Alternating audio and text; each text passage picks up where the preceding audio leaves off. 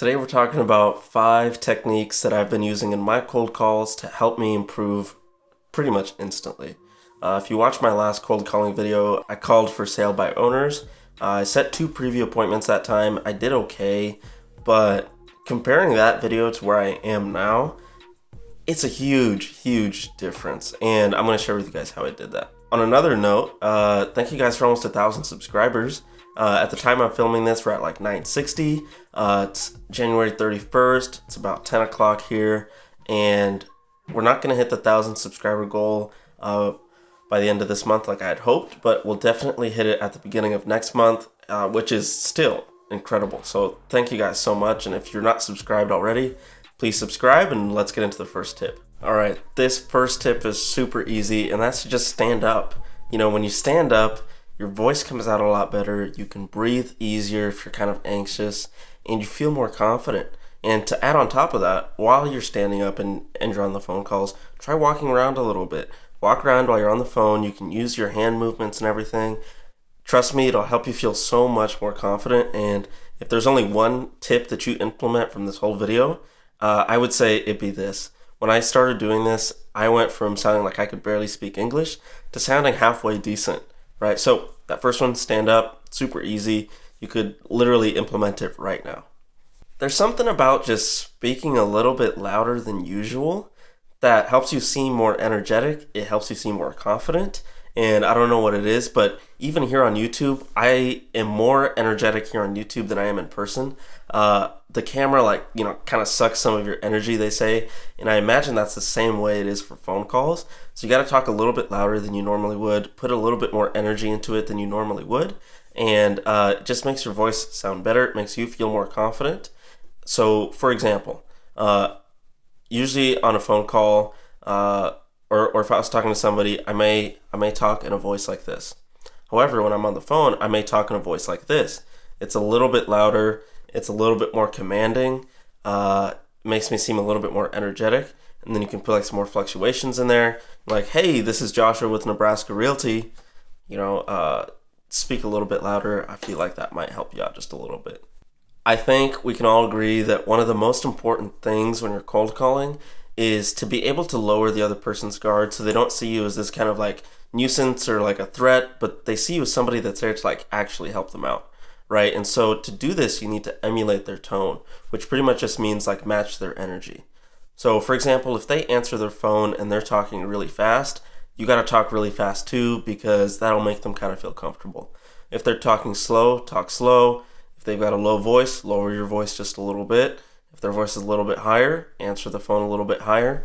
If they say hello, don't say hi. If they say hi. You get it, right? So pretty much just mimic them, but in a way that it isn't like weird. If they answer the phone and they seem like they're really in a hurry or like a little standoffish, then that means that you need to get to your point a little bit sooner. However, if they're kind of talkative, then you might strike up, like some other conversations with them that don't necessarily have to deal with real estate, but then you always kind of circle back into real estate so that you don't get off the script too much, right? So just match the other person's energy. It's as simple as that. It makes them feel comfortable. It makes them feel like you're listening to them. Number 4 is to start a conversation kind of in between the lines of your script, if that makes sense. So for example, I always wanted to go from one script question to the next question. But in order for your script to sound human, in order for you to be able to connect with the other person, you kind of have to ask questions in between your questions. For example, if I ask someone that, is this unit occupied or is it vacant? If they say vacant, then instead of me going into the next line of my script, I might say, oh, it's vacant. Was this recently, was this previously an investment property for you?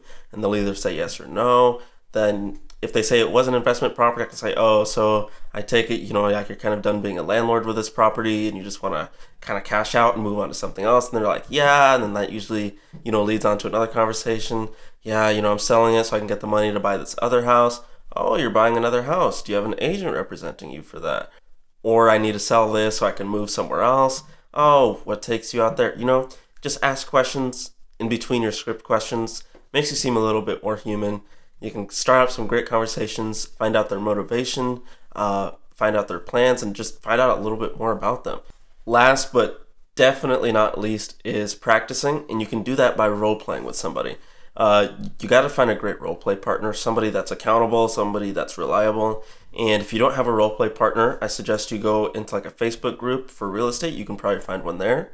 You can comment down below and see if you can network with some other people and find a role play partner that way.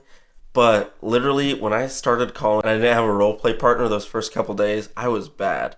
But the next day, when I got a role play partner, I improved instantly. Right, so practice makes perfect, and here's how I role play. I try and do it every morning, 5 to 6 days a week.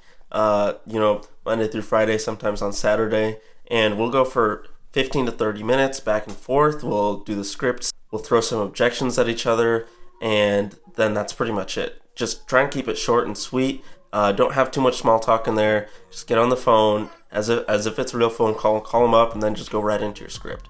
Right? This should be something that's pretty serious and that you do almost every day, if not every day. And again, if you're looking for a partner, comment down below or join a Facebook group and ask there. Just make sure that you find somebody that's dedicated. It just really isn't to your advantage to have a roleplay partner who isn't as dedicated as you are. That kind of wraps it up. Thank you so much for watching. Please hit the subscribe button if you haven't already. The next video that's coming out is going to be about new real estate agent terminology, vocab, lingo, whatever you want to call it. Pretty much A through Z, some words that you need to know day to day.